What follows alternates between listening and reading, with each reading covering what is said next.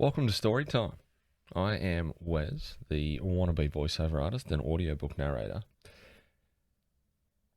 Now, to start with, at least for the foreseeable future, I'll be reading copyright-free books, so a lot of older stuff that I've picked up a fair few things from the Gutenberg Project, which is an amazing resource for copyright-free books and reading materials there. So check that out if you're interested. Now we're going to start with a book by Mark Twain called The Mysterious Stranger. Now there's a note at the front of this that reads, "The Mysterious Stranger was written in 1898 and never finished. The editors of Twain's collected works completed the story prior to publication. At what point in this work Twain left off and where the editors began is not made clear in the print copy used as the basis of this ebook." So that's interesting, that it was never finished. Now, when recording audiobooks, there's a few things that are important to do that I'm not doing right now. One is I'm drinking coffee, which is a no-no. It's early in the morning. But coffee dehydrates you. So your mouth will dry out, you get a lot of mouth clicks and noises, which can be annoying. So it's very important to be properly hydrated. So I'm going against that rule for this. So I apologize for that. And the other is, you want to do research into a book. You want to ideally read it before you go into the studio or start recording. Pardon me. So this is a complete blind read. So forgive me for that. The reason that you would do your research and read it, you need to figure out if there's any words in there that need specific pronunciation, especially names and places. So researching gives you the ability to do that. And then also character voices. It's pretty important to have a bit of an idea of what the characters are like so you can voice them appropriately. But we're just diving straight into this without doing any of that. So bear with me and please forgive me for any mistakes that I make. But this is The Mysterious Stranger by Mark Twain. Chapter 1. It was 1590, winter. Austria was far away from the world and asleep. It was still the Middle Ages in Austria, and promised to remain so forever. Some even set it away back centuries upon centuries. Let me start that one again. Some even set it away back centuries upon centuries, and said that by the mental and spiritual clock, it was still the age of belief in Austria. But they meant it as a compliment, not a slur. And it was so taken, and we were all proud of it. I remember it well, although I was only a boy, and I remember too the pleasure it gave me. Yes, Austria was far from the world and asleep, and our village was in the middle of that sleep, being in the middle of Austria. It drowsed in peace in the deep privacy of a hilly, woodsy solitude where news from the world hardly ever came to disturb its dreams, and was infinitely content. And its front flowed the tranquil river, its surface painted with cloud forms and the reflections of drifting arcs and stone boats. Behind it rose the woody steeps of the base of the lofty precipice. From the top of the precipice frowned a vast castle, its long stretch of towers and bastions mailed in vines. Beyond the river, a league to the left, was a tumbled expanse of forest-clothed hills, cloven by winding gorges, where the sun never penetrated. And to the right, a precipice overlooked the river, and between it and the hills just spoken of lay a far-reaching plain, dotted with little homesteads, nested among orchards and shade trees. The whole region for leagues around was the hereditary property of a prince, whose servants kept the castle always in perfect condition for occupancy. But neither he nor his family came there often than once in 5 years. When they came, it was as if the Lord of the world had arrived and had brought all the glories of its kingdoms along. And when they went, they left a calm behind, which was like the deep sleep which follows an orgy. Esseldorf was a paradise for us boys. We were not overmuch pestered with schooling.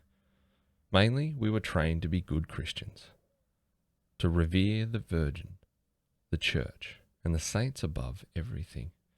Beyond these matters, we're not required to know much. Beyond these matters, we were not required to know much, and, in fact, not allowed to.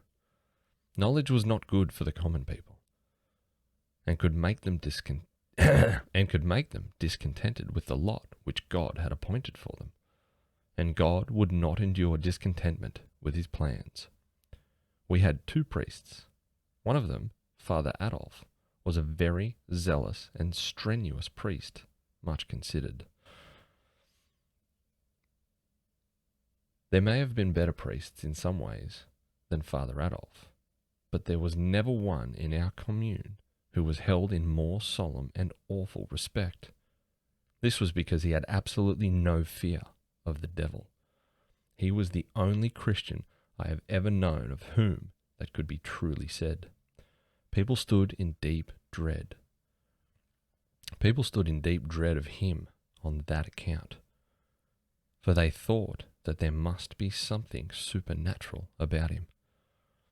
Else he could not be so bold and so confident.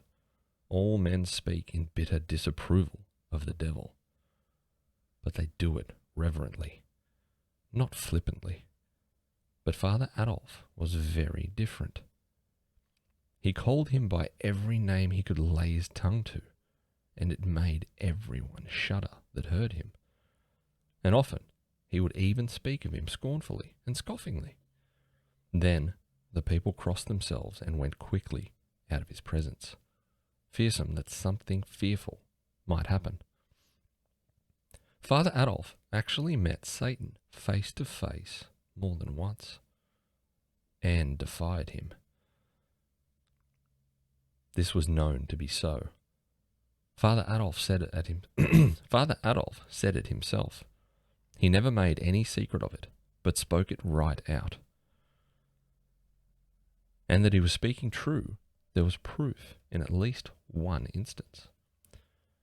For on that occasion he quarrelled with the enemy, and intrepidly threw his bottle at him, and there, upon the wall of his study, was the ruddy splotch where it struck and broke.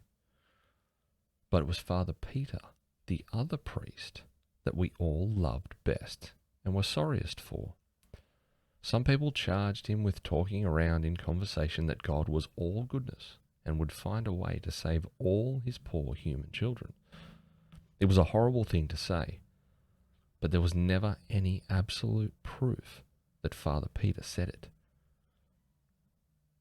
And it was out of character for him to say it, too. And it was out of character for him to say it too, for he wasn't always good and gentle and truthful. He wasn't charged with saying it in the pulpit, where all the congregation could hear and testify, but only outside in talk. And it is easy for enemies to manufacture that. Father Peter had an enemy, and a very powerful one. The astrologer who lived in a tumbled old tower up the valley, and put in his night study. And I'll start that line again. Father Peter had an enemy, and a very powerful one. The astrologer who lived in a tumbled old tower up the valley, and put in his night studying the stars. Everyone knew he could foretell wars and famines, though that was not so hard. For there was always a war, and generally a famine somewhere. But he could also read any man's life through the stars in a big book he had, and find lost property. And everyone in the village except Father Peter stood in awe of him. Even Father Adolf who had defied the devil, had a wholesome respect for the astrologer when he came through our village wearing his tall, pointed hat and his long, flowing robe with stars on it, carrying his big book and a staff which was known to have magic power. The bishop himself sometimes listened to the astrologer, it was said, for besides studying the stars and prophesying,